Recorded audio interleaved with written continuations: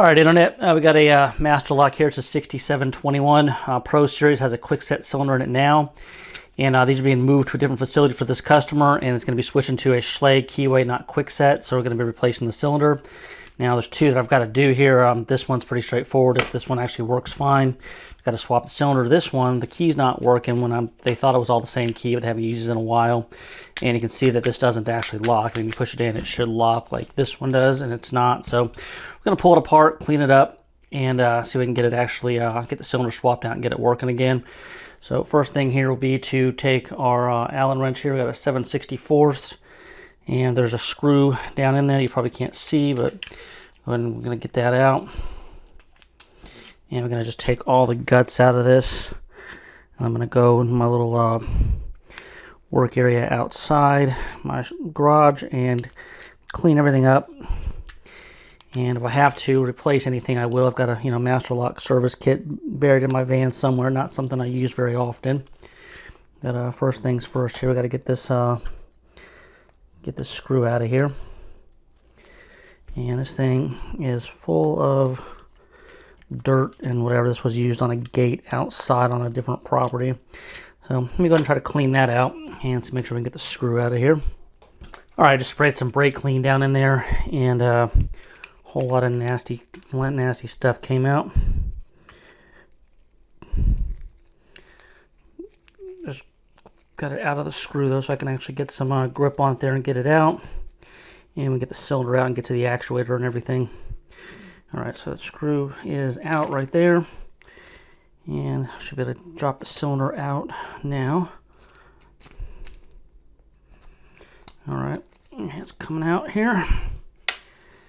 All right, and that's the part that goes on the cylinder. I'll show you that and put it all back together. And if I can grab a flashlight here, I don't know if you can see inside of there or not, but that is full of rust and gunk and nasty stuff like it's all over the cylinder here. And we actually want to get this lock all the way apart, so tap it and get the actuator and stuff out. And it looks like it's not going to just fall out on its own here, so we'll get something, see if we can coax it out of there. It's all the way at the bottom here. And then of course there should be two ball bearings in there as well. One of which is not moving, I don't think, because that's why the lock's not locking.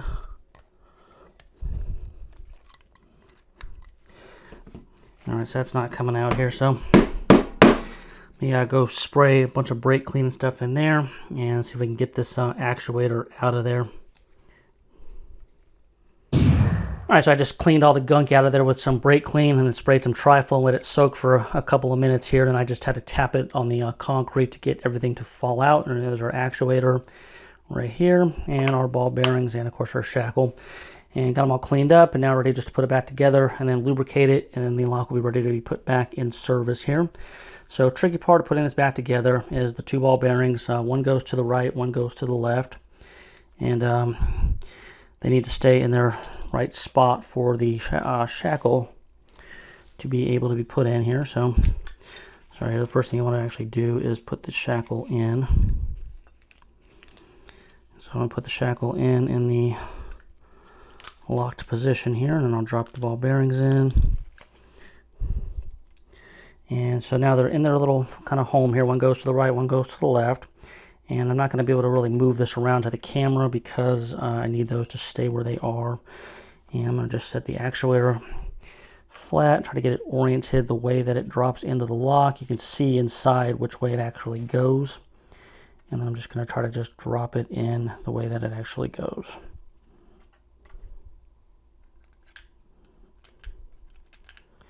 And we get it right and the ball bearings stay out of the way. It'll just kind of drop in.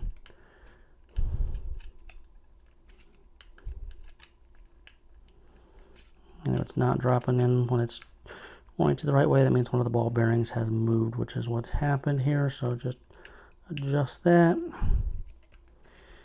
And I think we might have got it this time.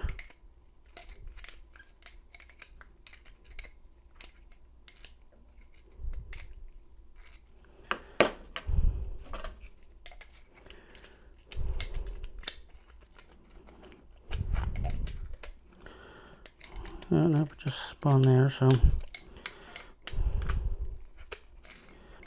There's one spot there where it actually, you know, fits in nice, and it'll actually drop down flush where it needs to be to let the cylinder go all the way in and everything. And, you know, don't worry, you can't really do it wrong, because if it's wrong, you know, the cylinder's not going to go in all the way, so you really can't do it wrong.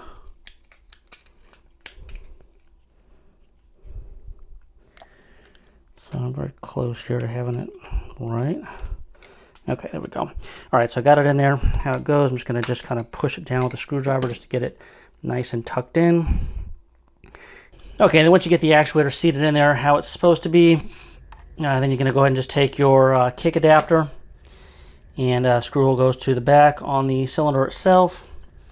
And take your actuator here. Now when you open one of these out of the pack, there's a few of these in here, different styles for different kinds of cylinders. For the screw cap, this is the one that you want. Goes on there like so. And we'll go ahead and we'll put our key in. And then we'll go ahead and just actually slide the lock onto this, being careful not to tap it or anything where the actuator drops out. And if it doesn't just drop in clean like that, you can just wiggle the key to the right a little bit and it will drop in how it should. Now I'm going to put our finger on it, and we'll go ahead and we'll see if we can just get the lock to open, and it feels okay to me. And then next step here would be just to put our screw in there. And when I'm done with the video, I'm going to actually get some tri-flow and put some tri-flow on this before I put it back here. I forgot to grab that. It's out in my van, but I can put it in here for now, and then I can just take it back out here and do that probably tomorrow when I'm going back to the customer to drop these off. But anyway, go ahead and just tighten that down snug. You don't want to over tighten it, because you can actually pop the head of these screws off. Don't ask me how I know that. So snug is all right. And before I lock it back, make sure that it's working okay and everything is good to go. So now I'm just going to go ahead and lubricate it up here. And then I'm going to spray some lubrication down in the holes here too, make sure I get the ball bearings and everything, but I'm going to do that after I put the tri-flow in. I guess I can do this side here, and the other side I'll do it after I get the, not tri-flow, I'm sorry, after I put the Loctite on the other side here. So go ahead and get it nice and lubricated and perfect. So if you guys have any questions or comments, put them in the comments, and until next time, we'll talk to everybody later.